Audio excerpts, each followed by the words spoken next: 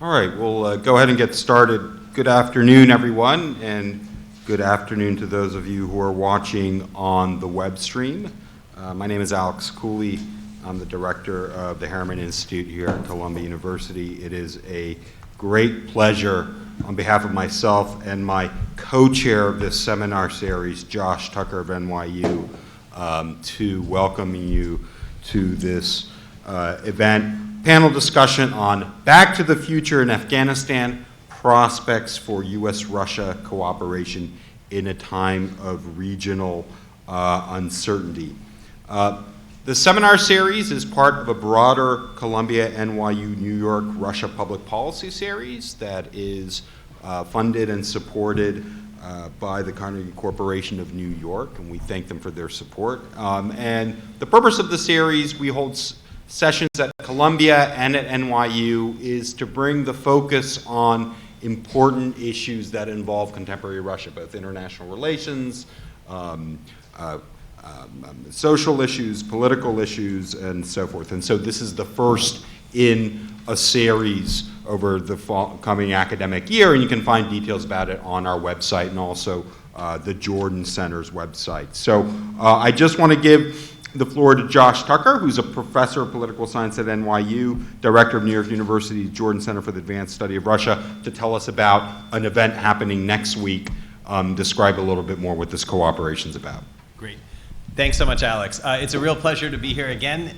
This was an idea that we hatched the beginning of last year, so it's amazing to see it coming to fruition. We started last spring, and as Alex said, the goal here is to have an event, at least one event each semester at NYU and Columbia that's jointly sponsored by the Harriman Institute and the Jordan Center for the Advanced Study of Russia, something having to do with Russia in the public policy sphere.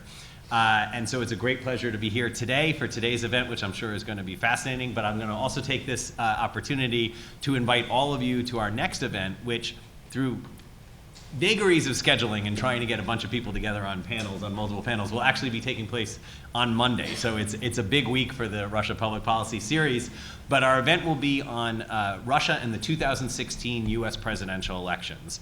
And so it will feature Seba Gunitsky, who's a professor at the University of Toronto, the Harriman Institute, the most recent director of the Harriman Institute before Alex, Timothy Fry from Columbia University, and we're pleased to welcome as well Julia Yaffe from the Atlantic Magazine. So it should be a really interesting panel discussion. It'll be Monday, slightly earlier, from 4 to 6 p.m. at the Jordan Center, which is down at NYU on 19 University Place.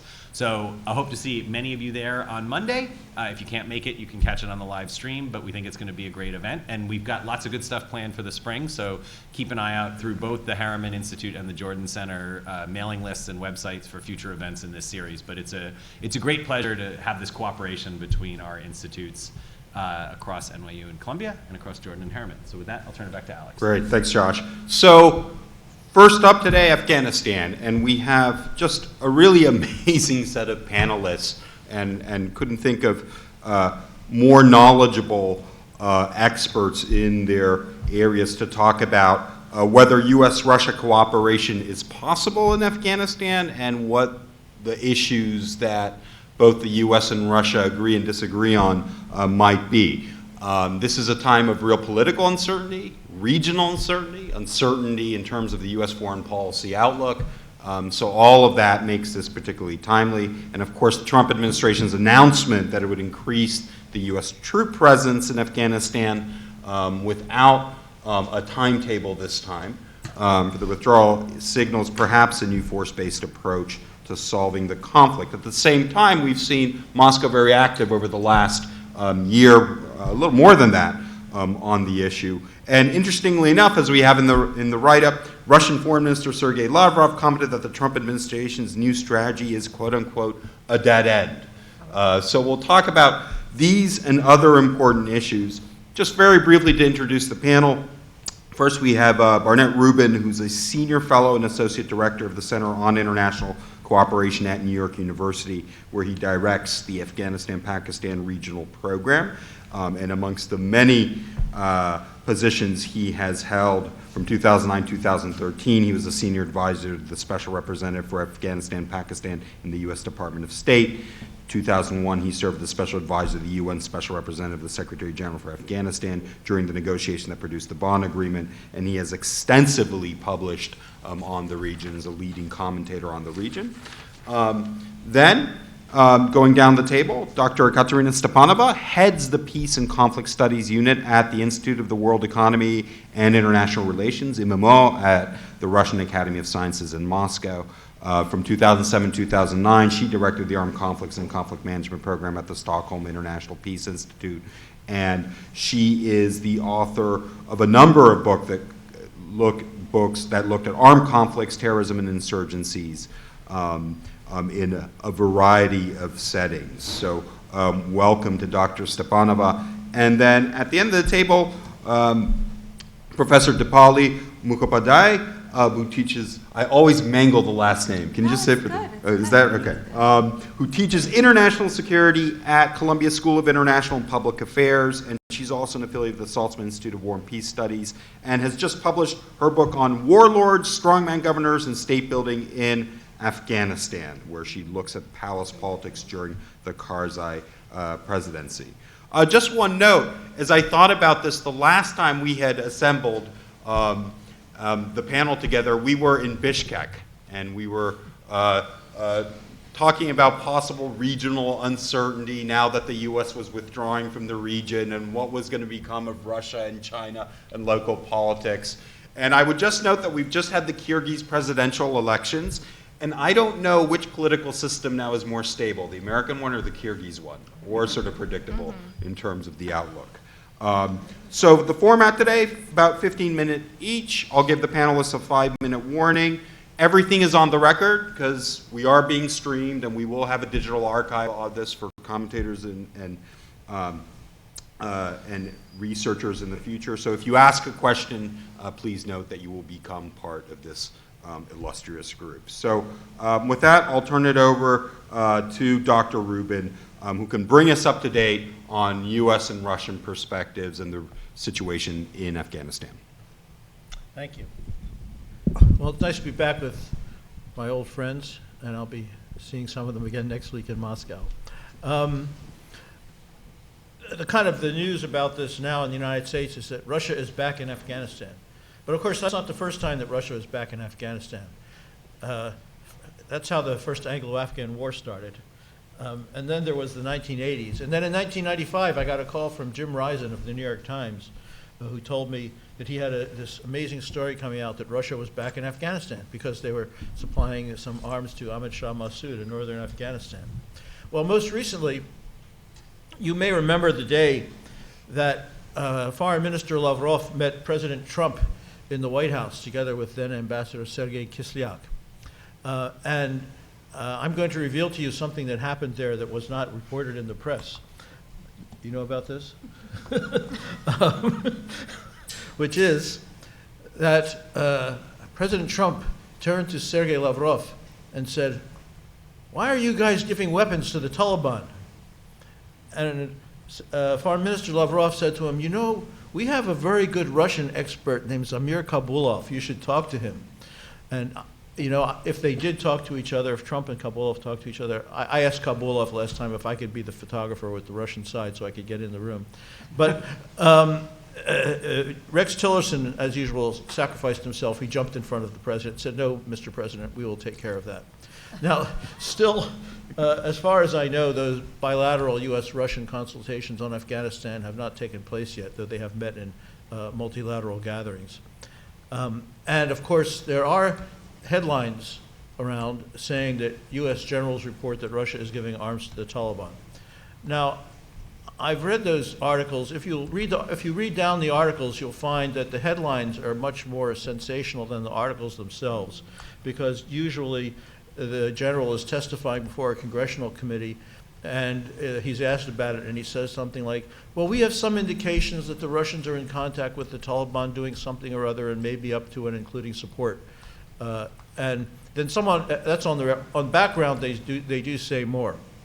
Last week, General Mattis, in his testimony before either the House or Senate Armed Services Committee, was asked this again, and he said, "It just doesn't make sense to me that the Russians would be supporting the Taliban. I'm going to keep looking at, I'm going to, really take a serious look at this." So what this says to me is they don't have any very clear or decisive reports. They do have some reports, which if you've been around Afghanistan long enough, you could get reports of almost anything. And it is true, and this would provide a kind of basis for exaggerating this into this rumor. It is true that Russia and the Taliban have been in contact politically for at least 2 years, and that Russia now regards the Taliban as a potential party to a political settlement in Afghanistan and not as an international terrorist organization. And that is a change in the Russian position. The United States regards the Taliban as both a terrorist organization and a potential party to the political settlement, depending on whom you ask and what day of the week it is. So when you have contacts like that, sometimes, if you go to someone's house for dinner, you might bring a bottle of wine. Very often, if there's an exchange like that, gifts are exchanged. So I don't know if some gifts have been exchanged. It's possible. But certainly Russia is not supporting the Taliban in any sense of wanting them to win. However, what does Russia want to do? There are two main goals of Russia in Afghanistan, I believe, right now. One is to defeat or at least contain the Islamic State, Daesh, so it is not able to threaten Central Asia and then ultimately Russia. And second, to get the American troops out of Afghanistan and prevent the United States from establishing permanent military bases in Afghanistan. That's a goal that is shared by Iran, Pakistan, though they won't say so, and China, though over a longer period of time, because China's not worried about the American troops in the short term. And that has corresponded with a number of shifts in the power dynamics of the region. There's a reason for this. Now, so let me just go back and say that in 2001, when the United States initiated its military operations in Afghanistan, the United States and Russia cooperated in the sense that then Putin was the president in 2001, right? Mm-hmm. Yeah. Then President Putin helped the U.S. government get the consent of the Central Asian countries for transit. And that was important because the U.S. Offensive started in North Afghanistan, not in Taliban-controlled southern Afghanistan. The two countries had a political divergence, of course, at first, because the United States was working with Pakistan and the United Nations, which led to the Bonn Agreement. But Russia at first did not know that there would be a successful Bonn Agreement, and therefore put its initial support behind President Rabbani, in fact funding him going into Kabul and so on, set up so there would be some kind of a government, which created some mistrust. But at a key moment in the Bonn talks, Russia told Rabbani that he had to accept the outcome of the Bonn talks, which was transferring power to a new government, or they wouldn't provide him with any assistance. And that was a very, Iran did the same thing. So that was extremely important. I would say the big marker of change was in 2005, when there was a heads of state meeting of the Shanghai Cooperation Organization in Almaty, and there was a joint statement by the heads of state of the Shanghai Cooperation Organization, which was at that time a smaller organization than it is now. I think it was just Russia, China, and the Central Asian states minus neutral Turkmenistan, issued a statement saying that the anti-terrorist coalition should not stay in Afghanistan after having defeated terrorism. That indicated a belief, a suspicion, and the two things are not very different in international affairs, I regret to say, that the United States was staying in Afghanistan for reasons other than combating terrorism. And that if the United States was not succeeding in defeating terrorism in Afghanistan, it was because the United States didn't really want to. Now, I am not endorsing this point of view because I served in the U.S. government, and I have personally witnessed incompetence, misunderstanding, and all kinds of things like that, rather than complex conspiratorial planning. But that is a very common belief in Afghanistan and the region, that the U.S. is using the conflict in Afghanistan, counterterrorism, as an excuse for keeping its troops there and create a military infrastructure which is capable of supporting a much larger number of troops on short notice for other reasons, such as action against Iran in Central Asia. This is one of the most bizarre ideas, but I have heard it many times, containing China. I can think of no worse place from which to contain China than Afghanistan. But nonetheless, I have heard that. I first heard it from Hamid Gul, actually, the head of the ISI in Pakistan many years ago. And so on. And in international relations, international affairs, you know, when you make, eventually you stop asking yourself if you're really sure something is true, and you start asking yourself, can I afford to act as if it's not true? So it's a very different standard of proof than we are accustomed to in academia. You know, it's what Vice President Cheney called the 1% solution. If there's a 1% possibility of something really bad happening, you have to act on it. Now, that means that the Russian reaction to the current strategy, and I have not spoken to Russians directly except by email since President Trump's speech, but it will be colored by the belief that the United States wants to have a long-term military presence in Afghanistan. And in fact, by saying that when President Obama said we were going to have a timeline to withdraw our troops from Afghanistan, well, the Trump administration, General McMaster, President Trump, would say that that let the Taliban know that they could just wait us out. But my impression is that nobody believed us, that we were really getting out. And therefore, they actually accelerated their efforts to make us leave. And now, having announced that we are adding a few more troops and that there is no timeline, and that our presence is conditions-based, but we have not told anyone what the conditions are, that naturally gives people grounds to believe that the purpose of fighting terrorism is to keep the troops there rather than the other way around, especially given the U.S.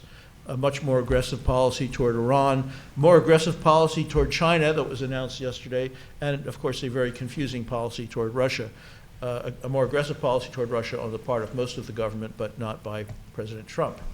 And we have yet to see how that is going to shake out.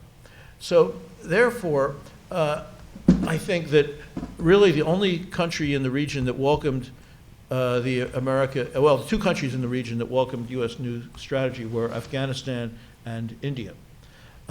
Now, add to this a speech that Secretary Tillerson gave yesterday at CSIS in Washington. And that speech was not about Afghanistan. It was about U.S.-India relations, but it was about Afghanistan. And something else that has changed since 2001 in the region is the growth of the economies of China and India very dramatically. So that if you add together the GDPs of Afghanistan, Pakistan, Iran, Russia, China, and India in 2001, they were 1/4 of the GDP of the United States.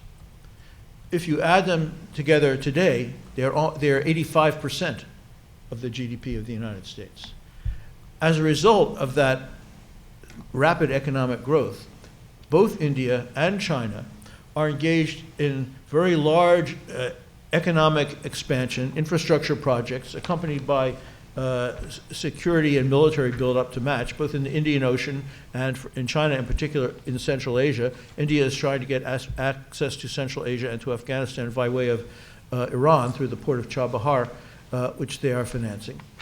And up until now, the United States had not really taken much of a position on these plans for what is known as connectivity. Of course, at the same time, India-China relations have become more tense with the border clash and so on. India views the Chinese Belt and Road project as an attempt to dominate the region. China is trying to get India to join it. At any rate, Secretary Tillerson announced what is really a very sharp a very serious change in American policy yesterday, which is to say he welcomed the rise of India and criticized the rise of China. He welcomed India's connectivity plans in conjunction with Japan. He didn't mention Iran, interestingly enough. But he welcomed India's connectivity plans with respect to Japan. He referred to that region of the world as the Indo-Pacific region, in line with, there's now a trend for the administration to introduce new nomenclature to please its new allies. Recently, you may notice that President Trump referred to the Arabian Gulf rather than the Persian Gulf, which is the Saudi position, of course, thereby alienating all Iranians of every political persuasion. That's another, rather than, although he claimed that they supported their struggle. And which means that it now appears as if the U.S., rather than trying to preside over some kind of regional agreement that would make it possible to get out of Afghanistan, is presiding over, is taking sides in the region. Now, of course, the context with Afghanistan is the context of Pakistan still harboring the Taliban, China having influence over Pakistan, and so on. Generally speaking, the approach of the Obama administration was to try to cooperate with China in Afghanistan and try to work with China so that it would influence Pakistan. And the Trump administration was trying to do that for a while now as well, but now it has changed. Now, how does this affect Russia? Well, in the context of these new alliances, Russia has aligned itself not with its Cold War partner India, but with the coalition of countries who want the United States out of Afghanistan, which includes Pakistan. So therefore, Russian relations with Pakistan have warmed. It's collaborating closely in Iran with Iran as it is in the Middle East. And it supports a political settlement with the Taliban, who are kind of a Pakistani clientele group, or at least they are as long as they're in Pakistan. As soon as they get back to Afghanistan, they'll speak about Pakistan the same way as other Afghans do. But Russia, of course, still has fairly good relations with India. It has very strong relations with China. So it's not really clear to me where where Russia will end up in this new American policy.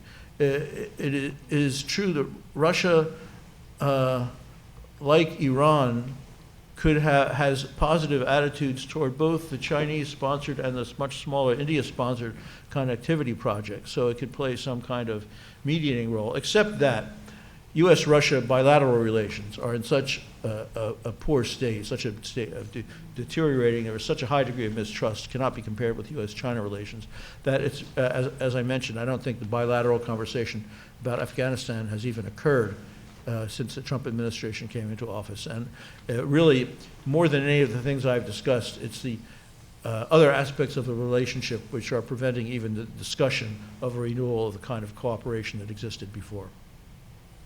Great. Thanks so much, Barney. So next to Dr. Stepanova for the view from Moscow. Thank you, Alex, and thanks for inviting me. I'll talk about two main things, and I'll divide my presentation in two parts. One will touch upon some of the basics of Russia's policy on Afghanistan and the broader region. And the second one will look at how Russia perceives a revised U.S. strategy on Afghanistan and whether there are any implications for bilateral relations or cooperation. Now,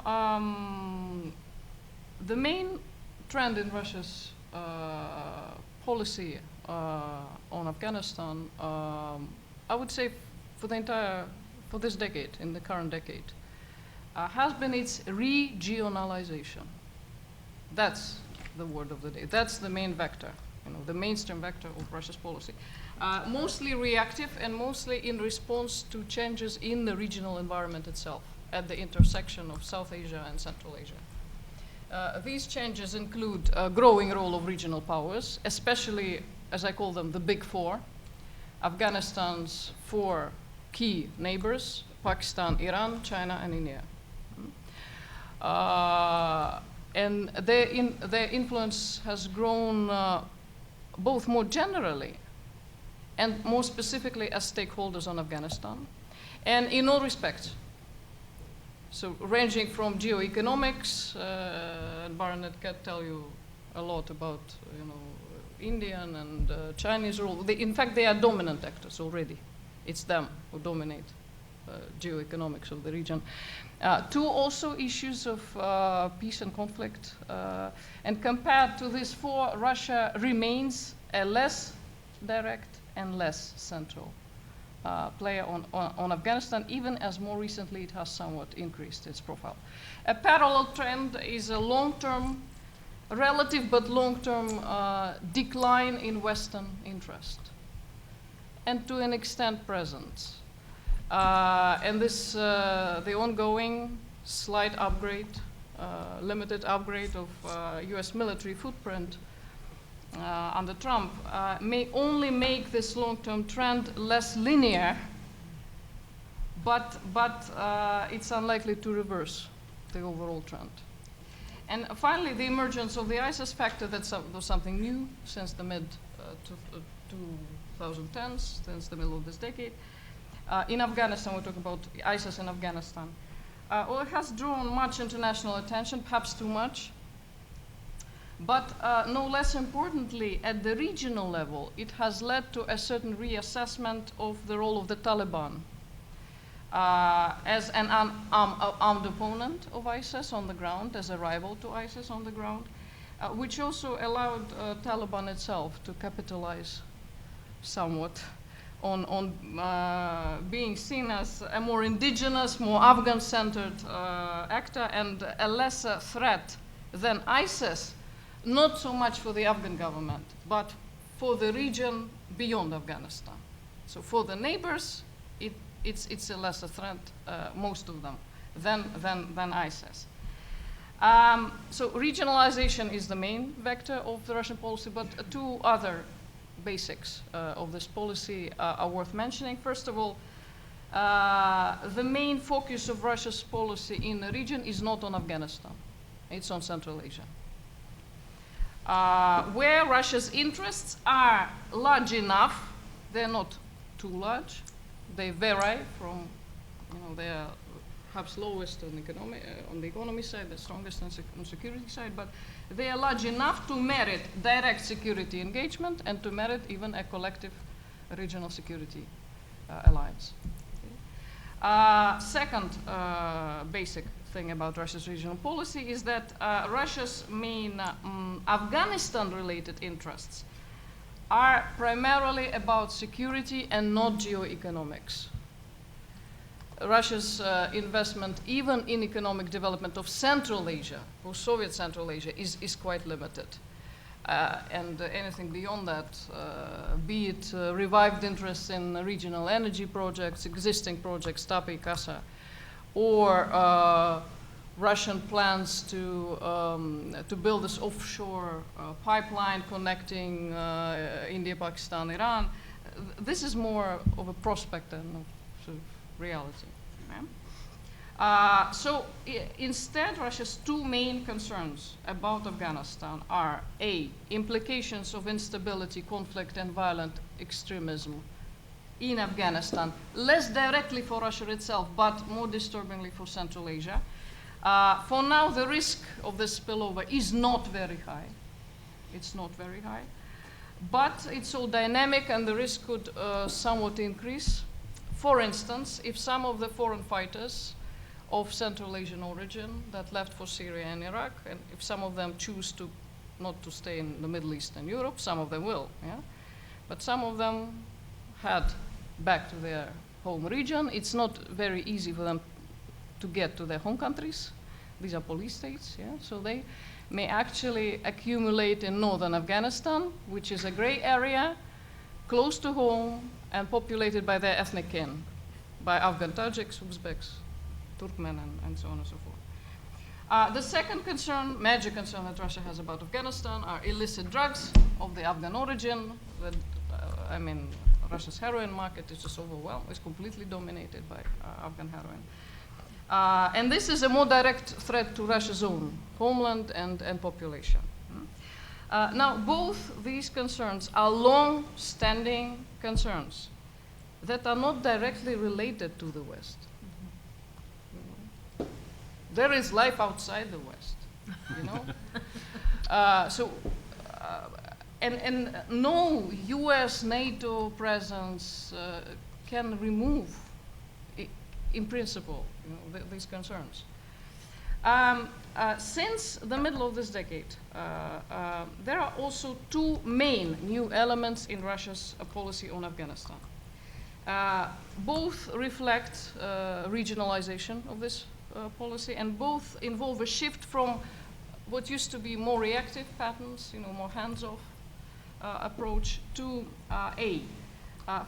greater flexibility and diversification towards the main actors in the region, towards the main, particularly the main veto players, you know, actors that matter, that really, if they are not in, they could spoil in everything, and so on.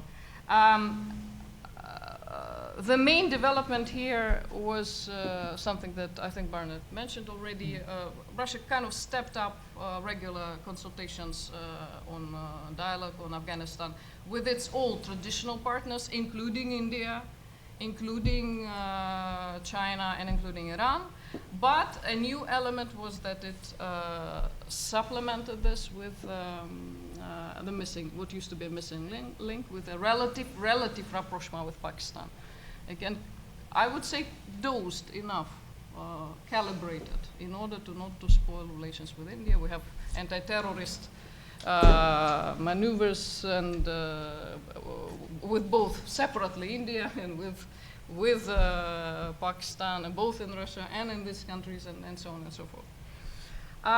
The second development is a surge in diplomatic activity, Russia's diplomatic activity. This is new, and it amounted to Russia's own track of regional, not just security consultations on Afghanistan, that happened before, but peace and security consultations on Afghanistan for the first time. And that's MFA's, Russian MFA's first major diplomatic initiative on Afghanistan in years. To give you an idea about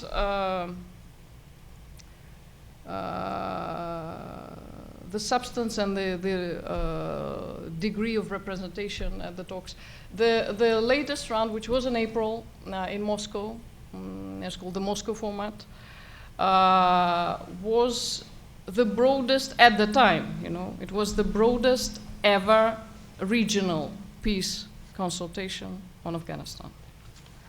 It involved Russia plus 10 countries of the region. Afghanistan, all big four neighbors, and all 5 Central Asian states.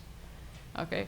Another thing, the main takeoff from the Moscow format was a consensus among all these states, so 11 states of the region and adjacent to the region, such as Russia, not just abstractly in support of national reconciliation in Afghanistan, but more specifically, first of all, acknowledging that Taliban needs to be part of the process, and secondly, calling upon the Taliban, upon the insurgency, to lay down arms and start dialogue with the Afghan government.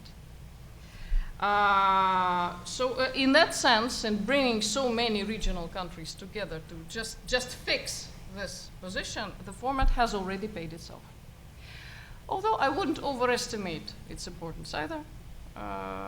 It was meant from the start not to replace or contradict other negotiating tracks. It was meant to supplement them, to complement them. Nor it is a replica of the Astana talks on Syria, if only for the reason that Russia's leverage in and on Afghanistan is so much lower than on Syria. But the very fact, Russia retaining both serious interest in Afghanistan and a certain distance from Afghanistan, that is ideal, in fact, for posing as a relatively neutral mediator, a role to which we may come back. Who knows? Time goes slowly, in Afghanistan, and in a few years we may meet again in Moscow for the same reason. Yeah? This interest in genuine political settlement that also addresses some reasonable concerns of regional states, that is new for Russian policy. New in a sense that now it's not just explicitly articulated, but also it's a matter of practical diplomacy. To conclude this Russia part, none of Russia's Afghanistan-related security concerns, none of them can be alleviated as long as the armed conflict goes on. Protracted, inconclusive, conflict continues in full force, which makes Moscow objectively and genuinely interested in stabilization in Afghanistan.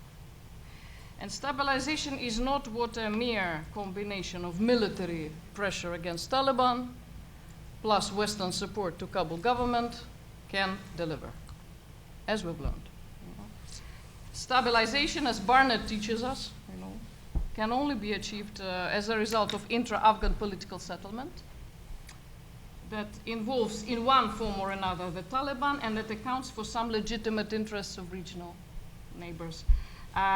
This process must be coupled, it must be paralleled by intensified pressure on transnational, particularly violent jihadists, ISIS, Haqqanis, whatever, but it cannot be replaced by these efforts. They are not substitute for the political process.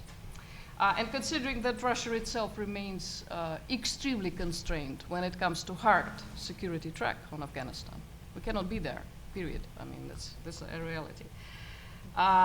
There's not much it can do, actually, except for pushing for a regionally inclusive political process, while also supported within its limited capacity anti-ISIS efforts by whoever undertakes them. The Afghan government, fine. The United States, fine. Regional powers, great. Both tasks, pushing for a regionally inclusive political process and contributing to anti-ISIS efforts, both of them require access to all major regional players, including even limited communication with the Taliban, that Russia established later than most other actors in and out of the region, in fact later than almost everyone else, and which Russia keeps at a more limited level than many of actors in and out of the region, including the Gulf states, including Iran, including China, and also at certain point in time, the UK and the US and so on and so forth. Just a couple of words on Russia's perception of revised US strategic outlook for Afghanistan. Now, I'd argue that one of the goals, not the main goal, but one of accompanying goals of this surge in Russia's diplomatic activity, late 2016, early 2017, was precisely to kind of stimulate Washington to come up with more clarity on what exactly it wants in Afghanistan. And in that sense, the very fact that the administration has finally come up with a strategy was taken positively in Russia, and it's not my speculation. I'm quoting directly from MFA statement saying, well, at last we have some strategy. Good. It's also well understood in Moscow that Trump's revision of US strategy on Afghanistan was driven not only by geopolitics, okay, but by a mix of complex things, but including some genuine anti-terrorist concerns, but also, of course, due to domestic drivers, this need to look tough on terrorists and generally to look tough on foreign policy as a way to make up for deep elite dissatisfaction, domestic turmoil at home, and so on and so forth. Also, revised strategy leaves enough space for overlap between Russia and the US in terms of interest, mainly on anti-ISIS grounds, anti-Daesh grounds. And in fact, I'd even say that despite all constraints on US-Russia cooperation, and our bilateral relation is getting worse. It's kind of continues to soar. It's not getting better. But despite that, Russia's objective interest in US security role in Afghanistan may actually even grow in the short to mid-term. In case, for instance, we have that scenario that I mentioned, if former ISIS fighters from the region start to accumulate in northern Afghanistan. In that case, of course, the interest actually grows. Nor is Russia, and I would take argument here a bit with Barnett, nor is Russia overly concerned about US geostrategic outpost in Afghanistan. Not that it rejoices at it either, you know, but kind of it's not, it doesn't panic about it. 'Cause obviously one of the drivers for that maintaining that strategic outpost is to keep an eye right from the heart of Eurasia, right from the heart of the region on China, Iran, Pakistan, Russian interests in Central Asia, and so on. But the reason why it's not a big deal, too big a deal, for Russia is modestly expanded US security presence hardly makes any major difference. It's not going to make any major difference beyond some military correction, tactical correction on the ground. And any larger deployment depends, among other things, on, well, turning to regional powers for access. And who are these regional powers? Iran cross out, Russia cross out. Russia will make sure its Central Asian allies are crossed out. So that leaves Washington tete-a-tete with a nice Taliban-friendly Pakistan that has its own grievances with the United States, plenty of them, drone attacks, whatever. And that has just been castigated, you know, ostracized in the U.S. Revised strategy on Afghanistan, as if it were the main spoil of everything. And that will act accordingly, at least partly. It will, of course, react to this attitude. On the other hand, Moscow remained largely, and I think Alex mentioned it, Moscow remained largely unimpressed. I'll be using sort of soft language here, unimpressed by a revised U.S. strategy. Particularly, well, because it has expected a bit more of it from it, particularly on the regional track and, of course, on the political settlement track. Beyond what is there, a vague suggestion that I'm quoting, someday, after an effective military effort, which means never, okay, a euphemism of saying never ever, you know, because the effort has not been effective so far, why would it be effective, become effective now, yeah? So after an effective military effort, perhaps it will be possible to have a political settlement that includes elements of the Afghan Taliban. Basically it says, no, we're not interested in this at all. So if you kind of build a sequence here, lack of account for changing regional setup, beyond just propping up India's role and castigating Pakistan, not mentioning Iran in the strategy, hardly mentioning China. Yeah, so lack of account for changing regional setup, plus Trump's worsening relations with two key players on Afghanistan, both of them, Pakistan and Iran, plus Pentagon assuming, at least as it is seen from Russia, a solo lead role on decision-making, US decision-making on Afghanistan. And consequently, the strategy's accent on solving the Afghan problem by force, plus a lack of interest in political process, against the background of the overall weakening of US diplomacy, generally, and particularly on Afghanistan. If you combine all this basically suggests that the US revised approach may boil down to little more than increased troop levels. And that same trivial combination of military force with political and security pressure on Pakistan, which is perhaps a dead end. I don't know. That is, I think, what Lavrov meant by a dead end. Yeah? And I'm concluding. This means stabilization is not a prospect, at least under this administration. And that brings us back to square one. If anyone had ever learned any lessons from Afghanistan, and Russia had learned its lesson very well, it was a bad lesson, hard lesson to learn, yeah? Heavier military footprints, per se, as such, only breed stronger resistance. Of the kind that we've just seen, you know, this poor Afghan soldiers being dying again and again and again, and dozens and dozens and dozens. If you can't defeat them militarily, you have to find a power-sharing solution that integrates at least the main Afghan-based and Afghanistan-focused factions of the insurgency. And in the long run, Trump or no Trump, but the United States' role remains critical to the political process on Afghanistan. Both as the main sponsor of the Afghan government, you know, extra-regional sponsor, that won't take any initiative if not sort of, if opposed by Washington. Right? And perhaps as the main actor, the Taliban actually wants to talk to ultimately the United States. They don't recognize this government. They want to talk to the real sort of players.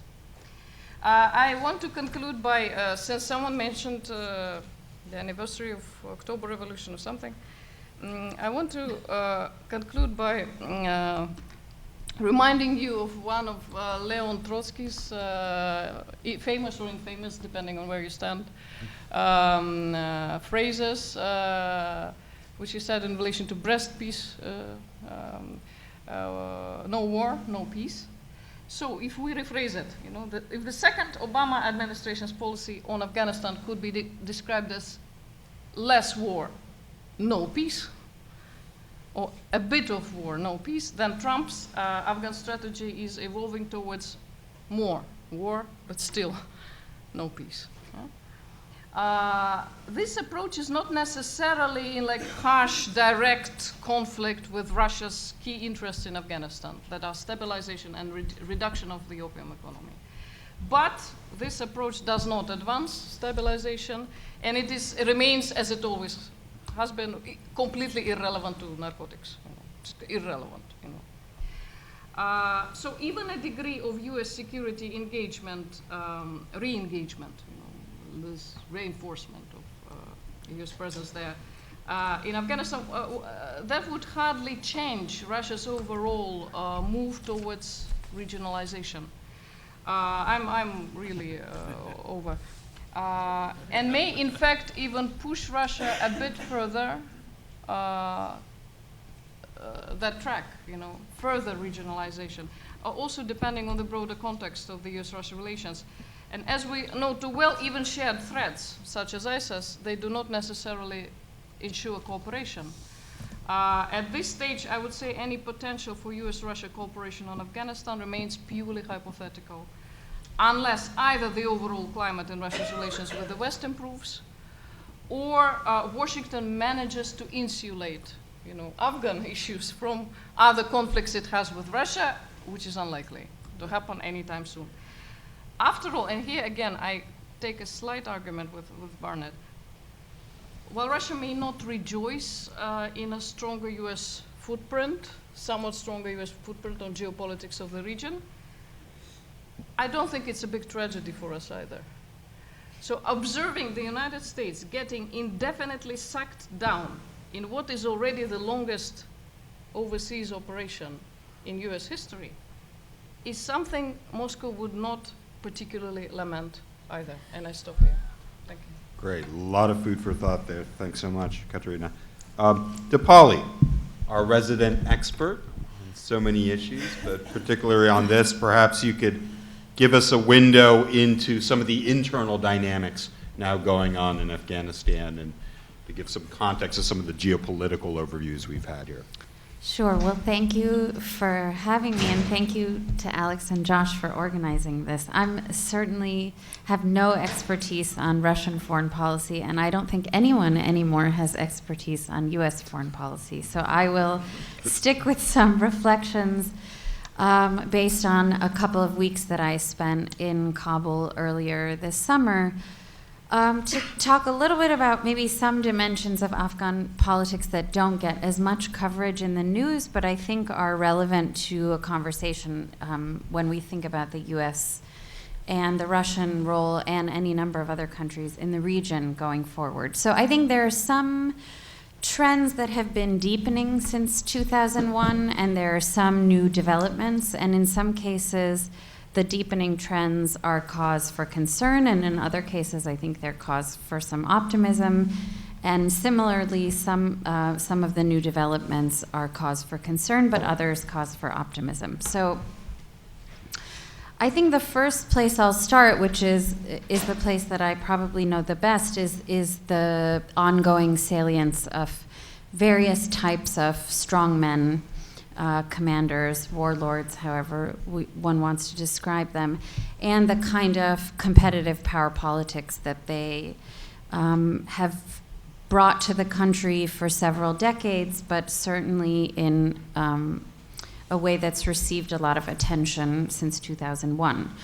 So I've argued elsewhere that a signature aspect of President Karzai's logic of rule was his management of this sometimes violent competition through a variety of different instruments that we could lump into something like palace politics of subnational appointments, of balance of power moves, divide and rule tactics, and so on. So some of us might have expected that his successor, President Ghani, who is cut from a very different cloth professionally, philosophically, politically, would have had a different brand of governing in mind, one that would have been grounded in sort of technocratic politics and bureaucratic capacity building. But part of what I think has actually stayed quite a bit the same is the reliance on and entanglement with various a pretty wide range of strongmen. So just to name a few, Gulbuddin Hekmatyar, who is one of the more notorious commanders, has come into the fold in a landmark reconciliation effort in which he and the insurgent wing of his faction, Hizb Islami, it was brought back to Kabul. And so far, the tensions with other factions have remained reasonably under control, and I think it will be interesting to watch how the party approaches future elections, both parliamentary and presidential. He recently signaled that the kind of fraud and the kind of foreign, what we might call mediation, others might call meddling, that took place in past electoral episodes won't be tolerable. And I think what's interesting, you notice when you look at Hizb Islami compared to a lot of the other players, is it's a quite seriously organized political party and probably going to be, has already been a significant player in Afghan politics for the last 15 years, but will be a different kind of player with Hekmatyar back in the game. So I think there are a couple lessons we can think about going forward, one of which is what can we learn from that deal, which Ghani brokered, when we think about future negotiations with other so-called spoilers, namely the Taliban. Are there parallels to be drawn there?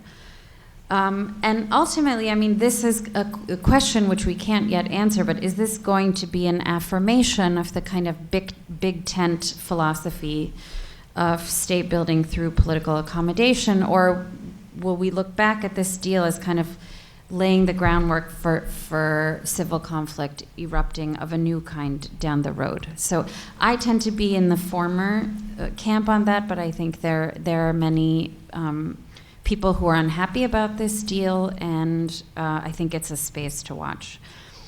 There is another strongman, Governor Atta Mohammed Noor, who again was another presumed target of President Ghani's reform agenda.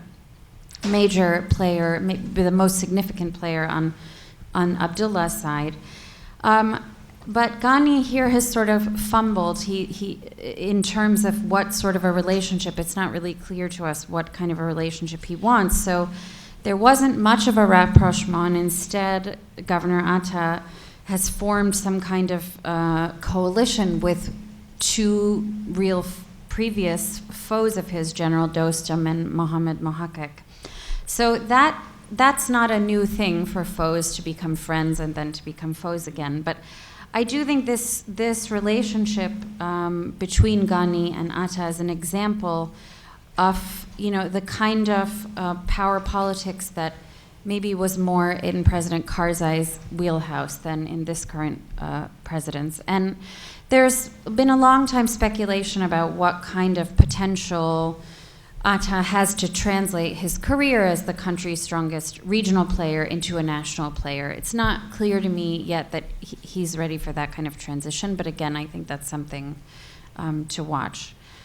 Then just two other strongmen that I think are worth noting. One is General Razik in Kandahar, a notorious strongman of the kind of new variety, post-2001, who's been able to maintain a reputation as the indispensable kind of man in arms standing between Kandahar and the Taliban. And again, not the type of person we would have thought that Ghani would have wanted to have in a position of such political prominence, but given the extent to which the insurgency continues to rage, I doubt he's going anywhere anytime soon. And then last, maybe the most well-known is the current Vice President, Dostum, who President Ghani brought on board, we assume, to mobilize the Uzbek vote to help get him into office, who is now, has been for several months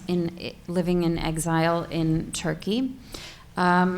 Maybe we could see this as some sort of final act of marginalization that the president has achieved, although I wouldn't count him out yet. And on the other hand, it's hard to think about how much of a victory one can claim when one's own first vice president has been banished on charges of sexual assault. So I think that those dynamics remain salient. The other thing that remains salient, which I think people might be more sanguine about, although I don't know how sanguine we should be, but is the ongoing importance of elections. So since 2004, this mechanism for political accountability has been really taken up by the population, it seems, as the primary way of attributing legitimacy to the government. So the votes are marred, as one would expect, by fraud and a lot of backroom deals and the shadow of violence. But there was a recent survey I saw that said while 40+% of respondents don't trust the Electoral Commission to be able to do its job properly, 50+% still plan to vote. So, social scientists, we are often voicing caution about the risks involved with elections in young democracies, but this is a mechanism whose value seems to have been established in Afghanistan as part of the transfer of power. And there is a role for the international community to be played in support of that. I mean, we had recently an agreement, I think as of this month, about how the UN and donors will be supporting the Afghan government, but we have a parliament whose elections are now theoretically going to happen in the summer of 2018, with presidential elections following thereafter. But there's a lot of concern about how feasible those are, both technically and politically. But that continues to be, I think, very salient and was certainly part of the conversation when I was in Kabul. Then a couple of things that seem to be shifting, some of which are of concern and some of which I think are worth feeling good about. This is my, this most recent trip in 2017 was, I don't know, the 8th or something since I started going in 2004, and the sense of insecurity amongst colleagues and friends of mine, particularly after the attacks earlier this summer, was not something that I had witnessed before. There's a kind of a fear and also a kind of fatigue, and I think real questions about how a government and its citizens, not to mention foreign donors, can actually operate in a city in which either the threat is really significant all the way into the heart of the capital, or in which movement is so challenging and difficult that really the question of how business can actually be done is raised. So that was striking to me. Relatedly, I think this spike in insecurity could open the door for a kind of language around security that poses some risk to democratic politics. So this sort of amorphous conception of an ongoing risk, which is clearly well demonstrated, I'm not saying this will happen, but I think could be the basis for delays around elections, justifications for harsher policies on the part of an administration that has been criticized in ways that I hadn't heard before. There were many criticisms of the Karzai government, but a willingness to use force against civilians, an attitude about the media, there was a harshness and a sort of iron-fisted quality to that, which I think is connected, could be connected to this kind of insecurity. And more generally, I would say there's this critique about the impulse of the office of the president to micromanage politics and administration in ways that runs the risk of reading as a kind of consolidation of power in an already highly centralized state, but also the creation of parallel institutions that undermine the checks and balances and undercut the very bureaucracy that we would have associated with the philosophy of this president. And that's particularly troublesome in a coalition government, right? Because for Karzai, he was the only one right at the top. But he was known for a kind of consultative politics that involved power sharing and accommodation and so on. Whereas President Ghani is actually formally required, right, by this arrangement to share power with Abdullah because he did not have this kind of uncontested mandate after the elections. And I think so far Abdullah is managing that relationship, and there have been signs that they're coming together again in certain ways. But I think one can't assume that either Abdullah's approach will necessarily hold until the next election, but maybe more importantly that he has the ability to keep members of his team entirely kind of in line. So I think, again, that's a space one has to watch. The other, the final point of concern was, I think that I heard a conversation about ethnicity in politics in Kabul that I really hadn't heard in the same way before. So not just conversations about Pashtun versus non-Pashtun, but even more striking about Southern versus Eastern, Durrani versus Ghilzai, not in a historical context, but kind of in a current context. And again, I think it's hard to interpret what's coming out sometimes of Kabul. Is it a deliberate set of policies? Is it a kind of tone deafness to the political resonance of certain choices? But that difference in tone, again, struck me as something that I hadn't heard in past years. In terms of the positive, and I'll end here, the positive two pieces that I think are really exciting and that are really quite new, I mean, at least in the last decade or so, is the incredible resilience and new kind of constructive generation of output from the media. So recently there is a newspaper, some of you may have read, there was a piece in the Times about it called Etilate Rose, which produced a story about a memo that was detailing this kind of ethnic politics from within the palace. And this is a newspaper that is literally barely surviving, but is just one of a number of investigative news outlets, and the kind of discussion and debate in the press and social media, that sort of conversation and the way in which politics is being shaped, I think is really exciting and interesting. And so too is a evidence of a kind of new grassroots politics, which was quite big this summer.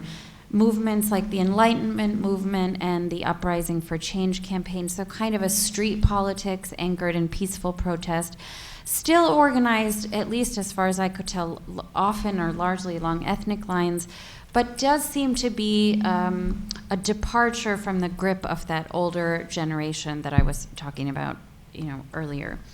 So I think for me, I left the country actually strangely optimistic that there is an investment, and I have a piece which I think with Omar Sharifi that I wrote, which I think is up on the Columbia website about this, that all of these different players, as contentious as the politics is, that they are all invested in the survival of the Afghan state.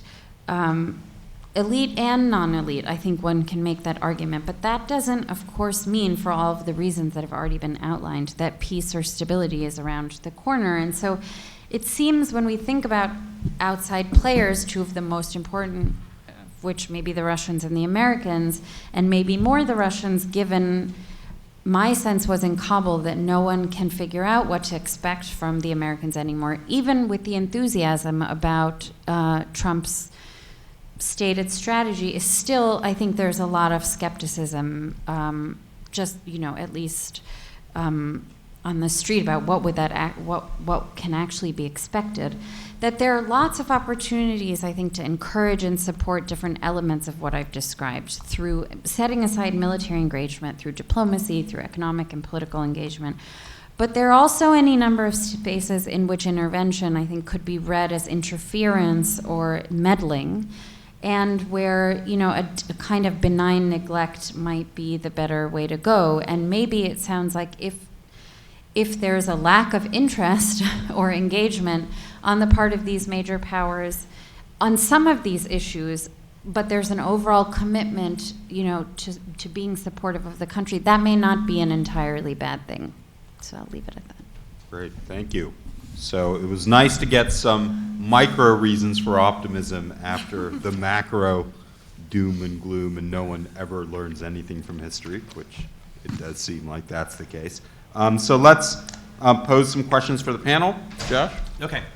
All right, thanks very much to all three of you for super interesting presentations. I've learned a ton in the last hour here. So I want to pose a question that any of you can answer, and I think it sort of builds off a little bit from things that all of you have talked about. So in other fora, when we've talked about Russia and the US election in 2016 and what happens next, I've posed the question of whether if we posit that Russia was trying to help get Donald Trump elected, which is a big if, in some ways Russia is the dog that caught the car on this, right? Whether this is, once you actually get Trump as president, leads to a whole new set of realities for Russia, and whether these are actually the best situation for Russia as compared to other possible futures. And so I want to try to bring that question, and one of the big issues I've raised in regard of making this point is the predictability of partners in strategic interactions, in particular in international negotiations. And so I want to put that to the panel, to the experts here on Afghanistan, to ask this question in the context of Afghanistan.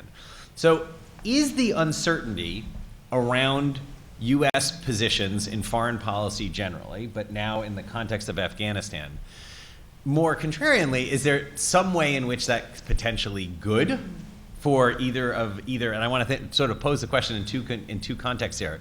In terms of the possibility of peace in Afghanistan, in terms of some sort of settlement. And here, although it seems counterintuitive, I sort of draw upon the transitology literature and the transitions to democracy literature, which there have been sort of very compelling arguments made that if you have uncertainty about the relative strength of the opposition and the old regime, that might actually be your best situation to get a successful transition to democracy, because both sides are willing to agree to peaceful negotiations. So is there some, leading to elections, is there some potentially silver lining here, that the uncertainty about what the US is going to do about things puts other actors in a position where somehow by default negotiating becomes a better answer? Is it somehow potentially better for Russia that it can't tell what the US is going to do in Afghanistan? Maybe because it gives it more room to maneuver, it can follow its own lead in some ways. Or is it just problematic? Is the US's lack of clear, consistent policy, is this problematic for Afghanistan? Does it make peace harder? Is it problematic for Russia? Is actually Russia in a worse place right now in trying to solve things in Afghanistan than it was under the Obama administration, which may have been more antagonistic to Russia in some ways, but more predictable about it, and more than as compared to a potentially hypothetical Clinton presidency? And here again, I sort of am drawn more by international relations theory, which again suggests that one of the worst things you can have in a strategic interaction is no idea what the other partner is going to do. And I'm especially intrigued to push you guys on this a little bit in terms of, I believe it was mentioned by Barnett, but this idea that the US government seems to say one thing and then the US president seems to say something else. So I guess that's the sort of big question. What is the net effect of this uncertainty over US policy in the region for US-Russian relations in Afghanistan? Barney. Well, in answer to your question, is the uncertainty potentially good for negotiations or peace process? The answer is no. It's not good for anything. And uncertainty about what the U.S. intentions, policy is, leads other people to hedge against worst-case analyses and not make the difficult decisions. So In terms of whatever Russia was trying to do in the U.S. elections, you know, it's part of a consistent pattern of what they're doing in European elections and so on. You know, this is speculation on my part, but I think just the fact that that they found a tremendous weakness in the American body politic, and they had some marginal effect on it, you know, to aggravate it, I would say. But you know, if we didn't have that weakness ourselves, they wouldn't have been able to do that. And the result is that the U.S. is retreating all over the world under the guise of being greater, which you know, is a mixed blessing for any opponent, because you might prefer to have a stronger opponent with whom you can make a deal. But no one can make it. You know, obviously, especially after what Trump said about the Iran deal, no one can believe that you can negotiate and make an agreement with the United States. You can't rely on it.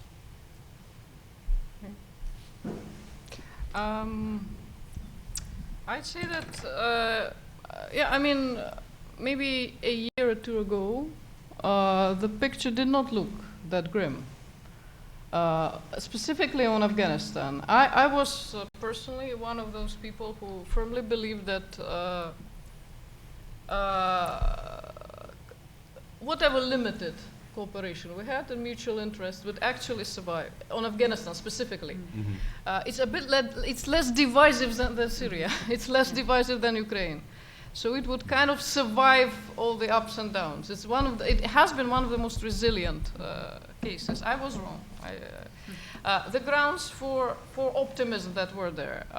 First of all, well, optimism like this, yeah.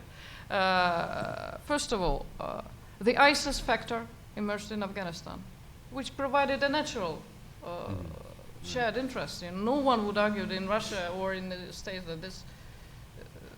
I mean, it's an obvious natural area of at least dialogue and cooperation, whatever. Second,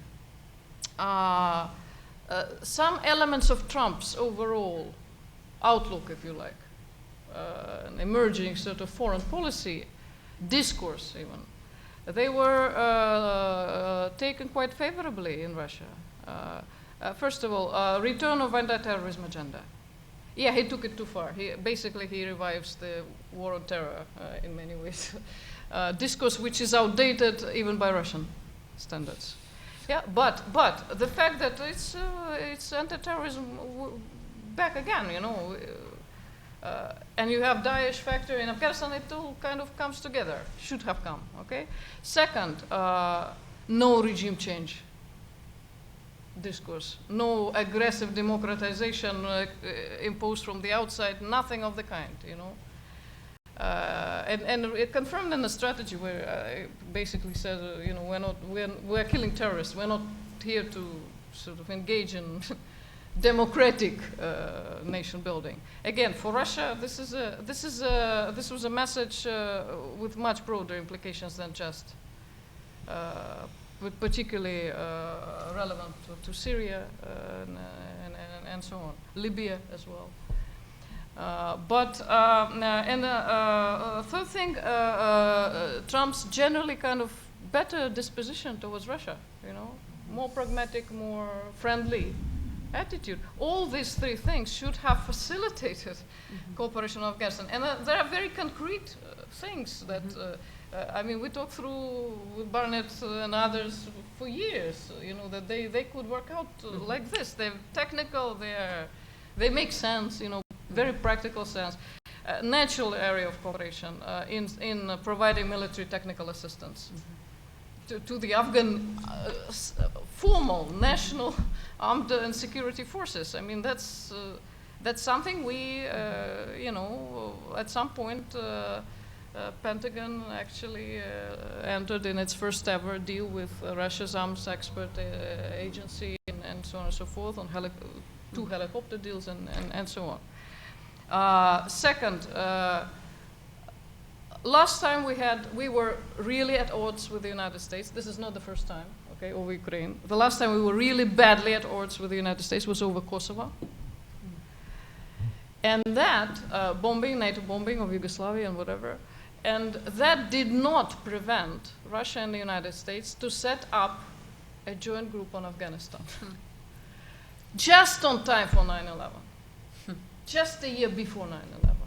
So when 9/11 came, and for the US it was a matter of getting in, and the format was already there.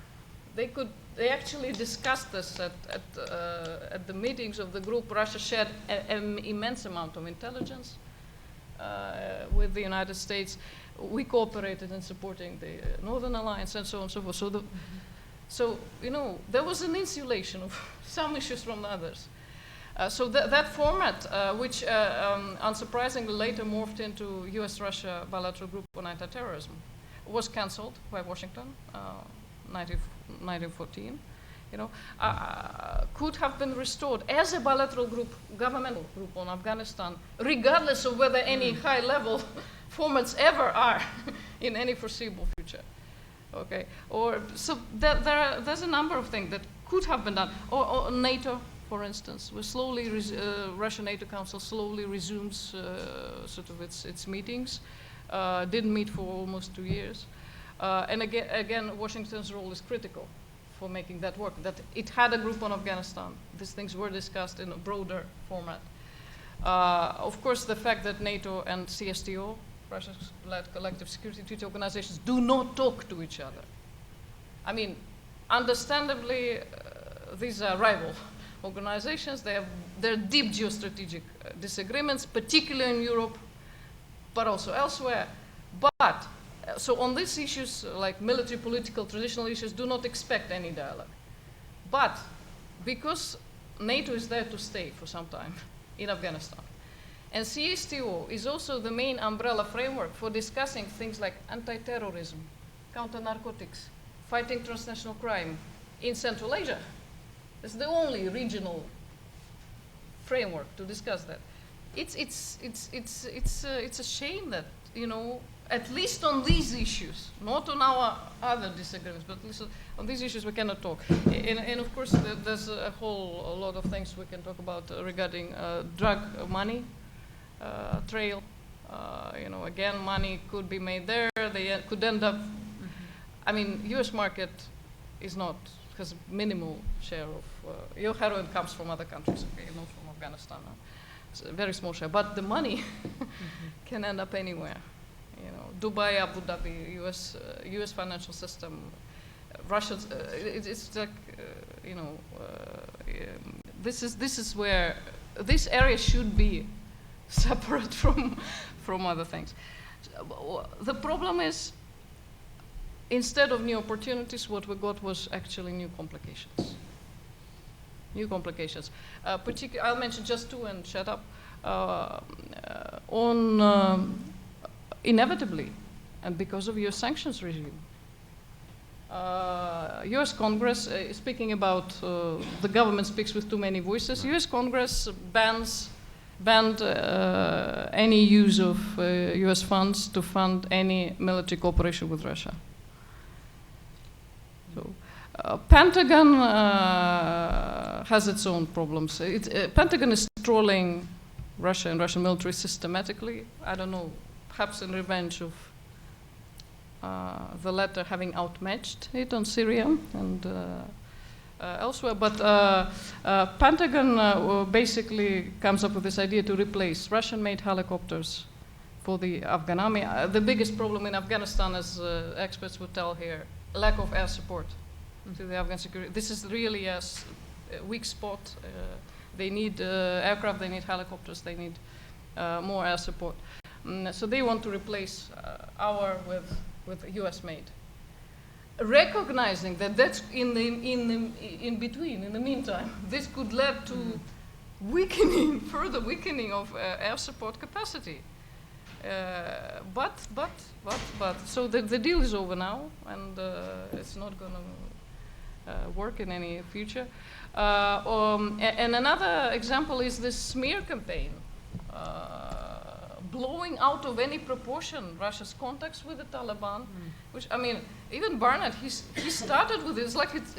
It's like the main feature of Russia's approach to Afghanistan.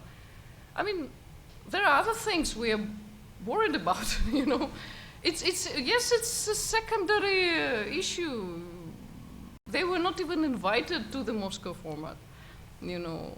Had they ever been, it would not be part of the format itself. They would have just probably met with, of course, only if endorsed by Afghan officials and informally somewhere on the margins, whatever, you know.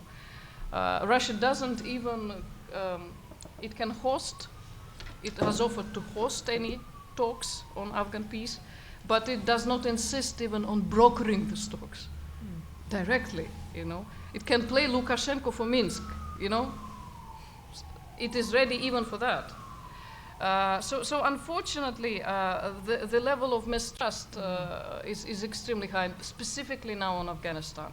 Because one of the main sources of these rumors about Russia almost like turning to support the Taliban against US and Afghan government forces, which is complete nonsense. But that becomes like a word of the day, and it doesn't build. And of course, suspicions are mutual, and accusations are mutual. And both sides accuse each other of hyping and instrumentalizing also the ISIS threat as well, for different reasons. Yeah, but again, instead we get complications, although we had some opportunities. Yeah. One sentence? Yeah, sure, yeah. Kabulov is going, the Russian special envoy, is going to Brussels next week to speak to the NATO Council. Very good. I mean, I would just say when it comes to internal dynamics, like if you look back at the last 16 years, you can see various moments of more certainty, less certainty, and I don't know that that is a terribly useful indicator in terms of the ability of the outside actors, any of them, to really shape the internal dynamics in their own image as a function of their own interests. It's unclear to me whether more certainty in that regard would actually make that much of a difference in terms of internal political dynamics. I do think that I did have a sense in Kabul that, you know, there maybe, and that would be true. I haven't been to New Delhi since Trump was elected, but these are two places where there, as has been referenced already, there was some silver lining sense about Trump's election as a function of the possibility of shaking things. There's always this wish of shaking things up with Pakistan, and might the unpredictability of Trump and might the his impulsiveness and going from the gut and not wanting things to be fair and whatever, all of these sort of emotionally framed ways of thinking about American relationships and thinking about it as a function of transactions, that maybe that would shake things up in Pakistan. I mean, whether or not we can get into a whole conversation about what kind of influence the U.S. actually has over Pakistan under the best of circumstances. But it seems, absent, you know, any serious investment in diplomacy, any serious, you know, for the whole world watching the kind of gutting of the State Department and as was just described by Ekaterina, the kind of dominance of the Pentagon in this space. I don't think that. I mean, I think there's a positive feeling about a shift in discourse, you know, around this relationship, but whether that will actually amount to anything and whether there's actually confidence around that, I think, is a totally different question. And there, the uncertainty, especially around the individual person of the president, I think just makes people more nervous than anything else. Very interesting. And I think your point also, Barney, about this sudden shift coming out of the Tillerson rhetoric about the Belt and Road, and it wasn't just the geopolitical siding, it was just using this terminology that somehow Belt and Road was predatory, that it was, you know, there for sort of state-operated purposes. You know, one wonders how that's going to play out too, and add another layer of sort of geopolitical implications when already regional cooperation is so tough. Let's take some questions now for the crowd, and just let us know who you are and who the question is directed to. So in the back.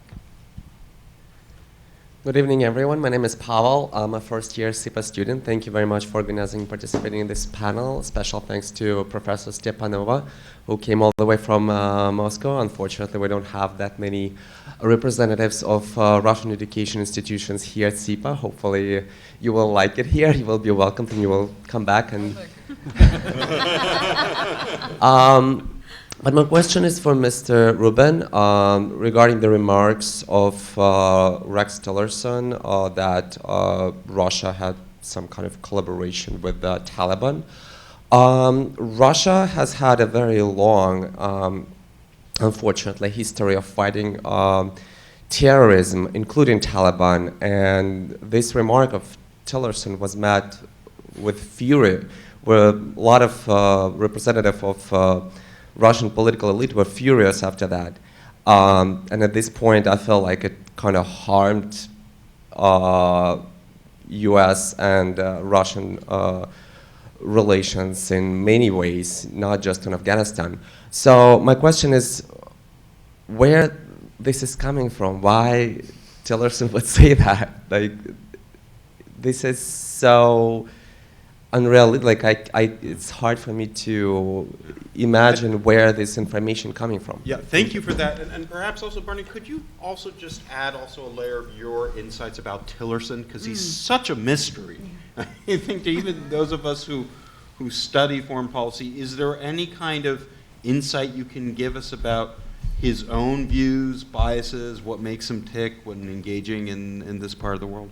Well, that's a very easy question to answer. No. I have no idea. Well, if you look at their statements, I don't recall Tillerson saying it actually. I recall Mattis said, I recall the military and Defense Department saying something, saying things about it, but whoever said it.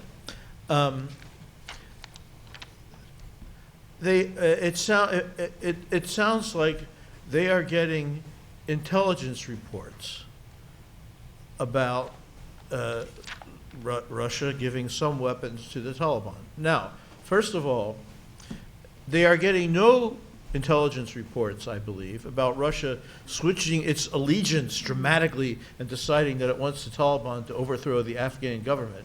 Unfortunately, people use language very sloppily, and they use the word support. Like if they, support can mean they give a gift of a few weapons, or it can mean they now want them to win. Certainly not the latter. They don't express great certainty about it, which means that whatever they suspect, it's not very large, in quantity. But I used to read intelligence reports when I was in the government, and you would really be amazed what is in some of those intelligence reports. So I don't know exactly what's in them or why they're interpreting them this way, but they haven't given any, they speak about it in a way that indicates a lack of certainty or a lack of high confidence in those reports, but concern, which probably is affected by, using Bayesian analysis. Their priors with regard to their prior expectations about the behavior of Russia given the current environment. I don't have any insight into Tillerson as an individual. I thought actually that Trump in particular might be attracted to the Belt and Road project, because what could be more attracted to Donald Trump than a mega infrastructure being financed by dubious loans that will never be paid back.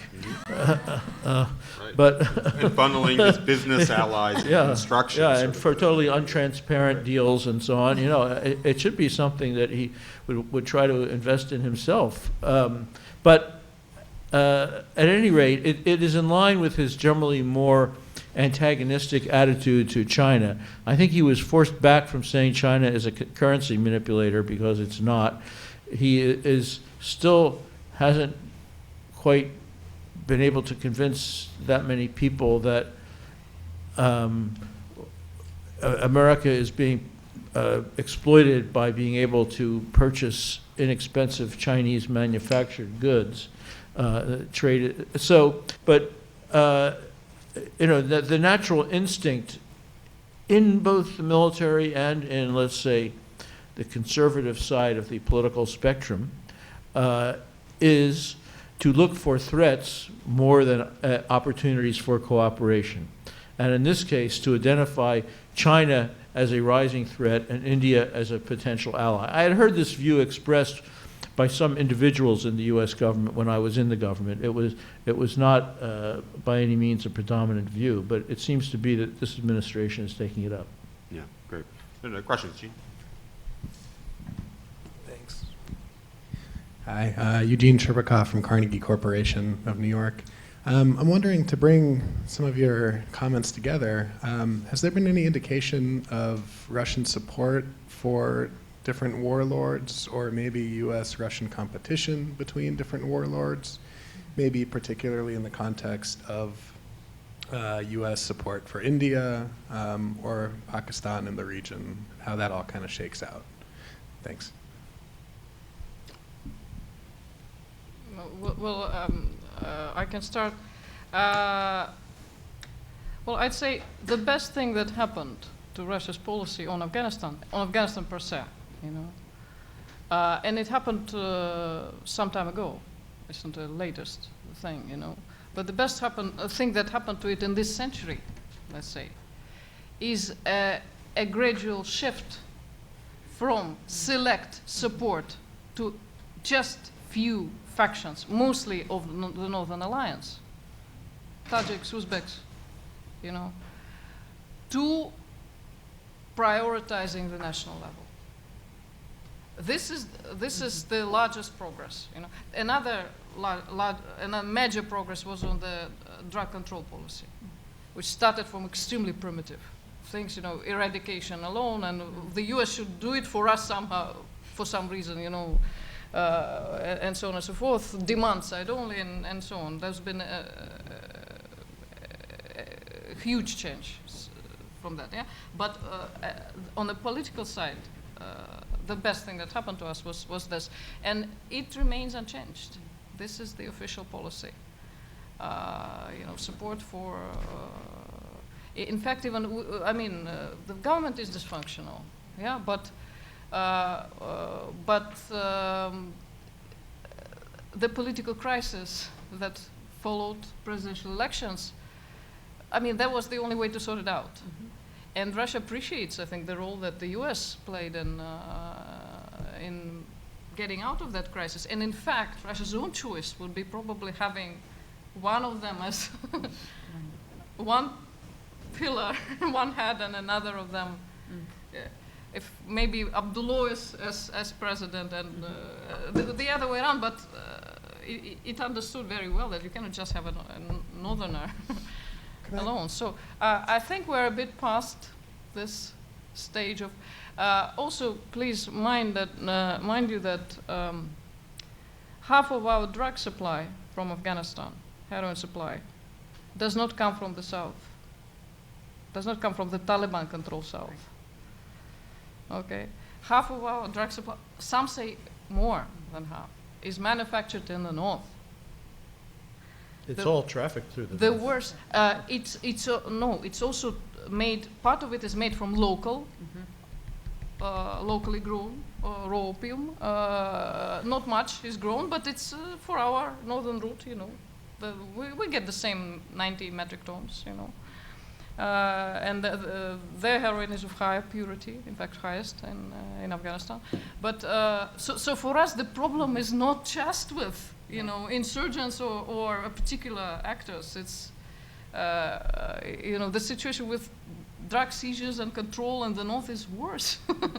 It's not better; it's worse than elsewhere. So I'm glad that at least we are past this stage of we just support these guys and not others. And my related short question on Dostum to Dipali was,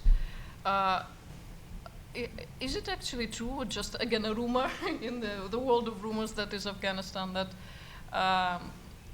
Ark Palace actually informally offered to close all Gulen schools in Afghanistan in exchange for Turkey keeping Dostum in exile there?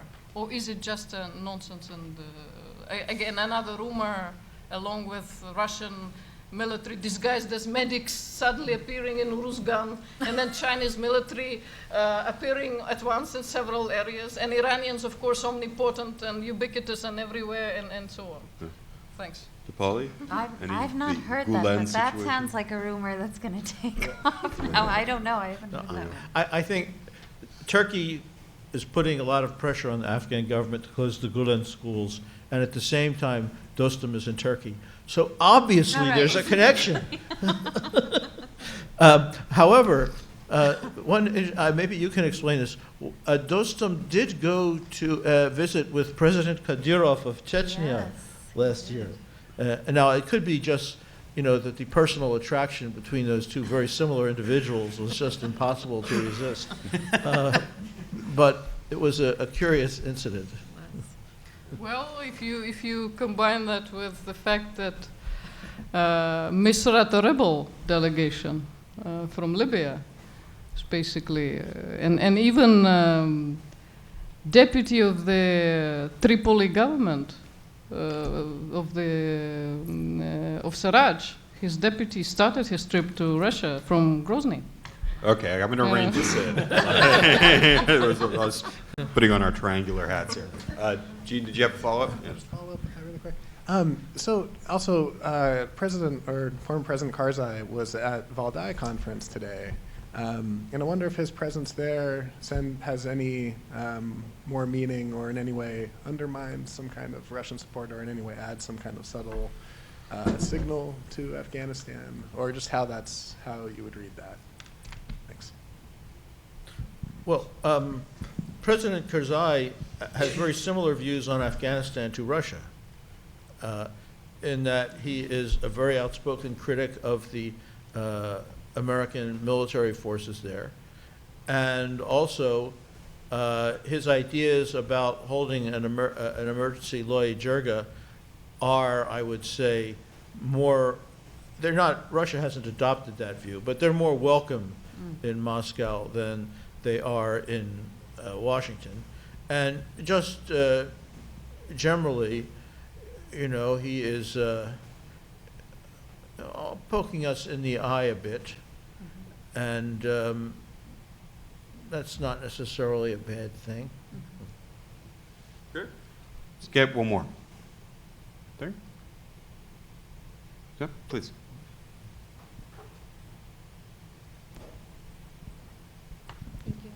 Ilaha Rahmani, I'm from NYU. I have a quick question on Karzai specifically. How much influence do you think he has on current administration? He's very vocal on Twitter and social media, so I'm curious. Yeah, go on. The Karzai factor. Do you follow him, You were Dipali? just there, yeah. I don't know. It's a really good question. I think as Barney suggested, I think that he is a voice of that is sometimes welcomed and sometimes not so much welcomed, but it is kind of constantly articulating grievances on behalf. I think he has a way of speaking on behalf of the quote-unquote Afghan people, to articulate those grievances and to be empathetic in a way that the current president is not quite. That's not, again, in terms of wheelhouse, that's not really as much his wheelhouse. So I think that President Ghani's real forte is when he travels abroad, and the way in which he's able to articulate Afghan interests, the way in which he is able to articulate a vision of what Afghanistan could be in the region, how the West should be thinking about the region differently. These are really skills of his that Karzai did not have. I mean, quite quickly, right, the relationship kind of devolved. Internally, I don't know. I mean, I don't get a sense that people are like hankering for his return, but I do think there is a little bit of sentimentality that emerges. I mean, maybe it's the way people feel now, who are really upset about George W. Bush, feel about George W. Bush now that Donald Trump is in office. I don't know. There's some sense of, well, I feel like I can understand that approach more. I feel like maybe things were better back then, even though at the time, you know, the politics was really contentious. But it's not clear to me that he has a lot of influence within the palace, but my sense is that he is always playing politics in a way so that whoever is unhappy has somebody that they can come talk to in him, and I think that in itself is a significant role. Super. Just one, he has no organized political base. He has some, unlike Gulbuddin Hikmatyar. Yes, agreed. Great. So I think that's a good place to wrap up. I think one of the takeaways, and this confronts all of us who work on sort of U.S.-Russia and U.S.